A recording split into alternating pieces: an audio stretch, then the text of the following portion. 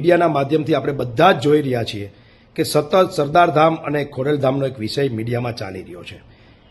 આવા સમયે હું એટલું જ જયંતિભાઈ સરદારાને કહેવા માગું છું કે જયંતિભાઈ, આપ તો ખૂબ મોટા આગેવાન છો, સમજદાર માણસ છો. તમારે આ નાની વાતને મોટી વાત કરવાની જરૂર નહોતી, આ રાયનો પહાડ કરવાની જરૂર નહોતી.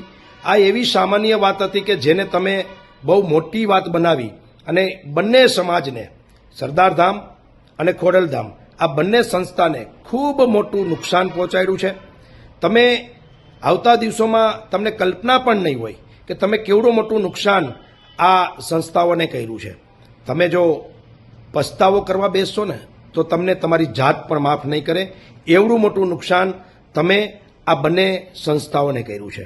જયંતિભાઈ, તમને ખબર છે, તમે જેના ટ્રસ્ટી છો ને સરદારધામના, એવા સરદારધામના આગેવાન ગગજીભાઈ સુતરિયાને જ તમે પૂછજો કે એક પીઆઈ આ સમાજને પેદા કરવો હોય તો કેવડો ખર્ચો થાય, કેવડી મહેનત સમાજની લાગે ત્યારે એક પીઆઈ પેદા થાય.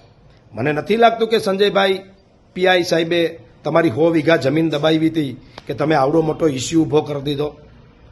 એક સામાન્ય વાતને તમે ઈગો બનાવી અને પીઆઈ સંજયભાઈને તમે સસ્પેન્ડ કરાવ્યા. આ તમારી ભૂલ નથી.